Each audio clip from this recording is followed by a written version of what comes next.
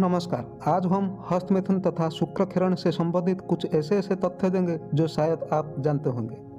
इसके साथ आज हम जानेंगे क्या हस्तमैथुन से कुछ फायदा होता है, अगर होता है तो कितनी मात्रा में होता है, और कुछ नुकसान होता है तो जानेंगे कि कितनी मात्रा में ये नुकसान होता है। इसके अलावा जो व्यक्ति हस्तमैथुन से कारण कमजोर पड़ चुके हैं उनके लिए कुछ औषधि के बारे में भी आज हम बताएंगे। दोस्तों, हमारा शरीर 7 धातु से मिलकर बना है: रस, रक्त, मांस, अस्थि, मज्जा और वीर्य। ये सभी 6 धातु बनने के लिए एक उचित समय तय करता है।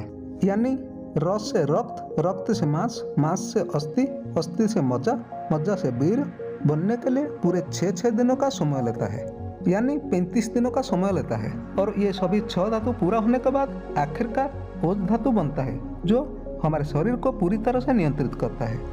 आप स्वस्थ रहेंगे या बीमार, ये हमारे ओज धातु पर निर्भर है। दोस्तों, आप जो थोड़ी सी खुशी के लिए अपने इस वीर्य धातु को नष्ट करते हैं, वो बनने की प्रोसेस को जानना बहुत जरूरी है। एक शोध के मुताबिक अगर एक स्वस्थ इंसान महीने में 40 किलो पौष्टिक भोजन करता है तो उसके शरीर में 20 मिलीग्राम वीर्य बनता है, जो एक बार संभोग या हस्तमैथुन करने से 18 मिलीग्राम ये शरीर से बाहर चला जाता है। यानी हम महीने भर जितनी कमाई करते हैं वो एक दिन में खर्च कर देते हैं।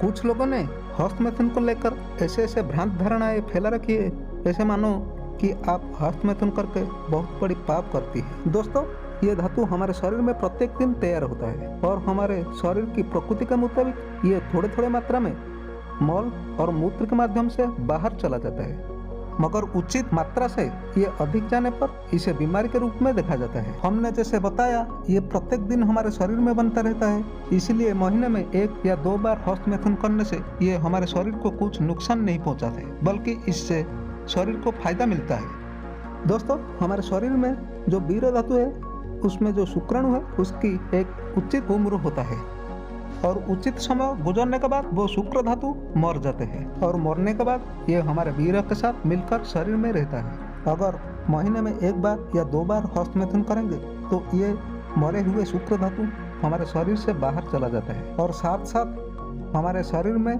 नए शुक्र धातु की उत्पत्ति होता है। अगर ये हमारे शरीर से बाहर ना जाए तो ये वीर्य को दूषित कर देता है। इसके अलावा जो व्यक्ति महीने में 1 बार या 2 बार हस्तमैथुन करता है उनमें ब्लड प्रेशर हमेशा स्टेबल रहता है और उनके स्वभाव हमेशा शांत रहता है। लेकिन दोस्तों, इसका मतलब ये नहीं कि हम हमेशा हस्तमैथुन करते रहे। अगर अधिक हम हस्तमैथुन करते हैं तो इसका नकारात्मक प्रभाव हमारे शरीर पर पड़ता है। अधिक हस्तमैथुन से शरीर कमजोर हो जाता है, आँखों के सामने धुंधलापन, इनफर्टिलिटी यानी बांझपन हमारे शरीर में आ जाता है। इसके अलावा आदमी नपुंसक बन जाता है।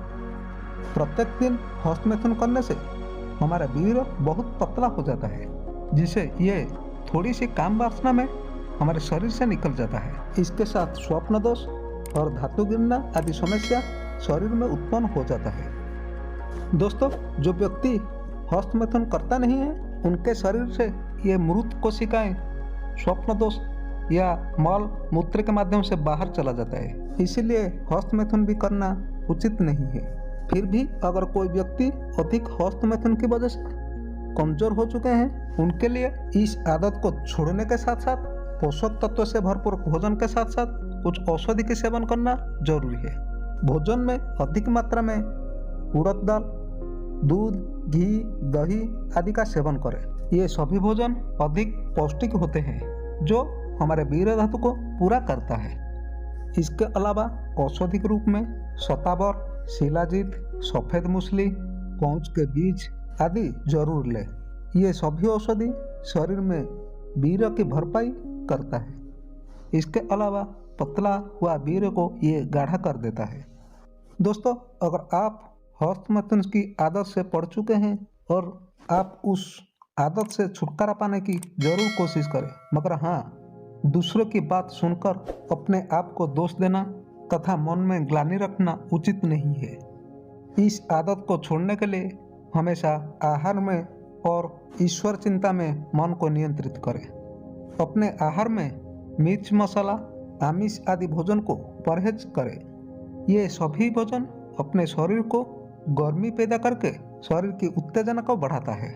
दोस्तों, हम जानते हैं कि इस बुरी आदत को छोड़ना इतना आसान नहीं है, पर कोशिश करने पर ये आदत धीरे धीरे छूट जाता है। दोस्तों, ये जानकारी आपको कैसे लगा हमें कमेंट बॉक्स में जरूर लिखें और साथ ही वीडियो को लाइक सब्सक्राइब करना ना भूलें। धन्यवाद।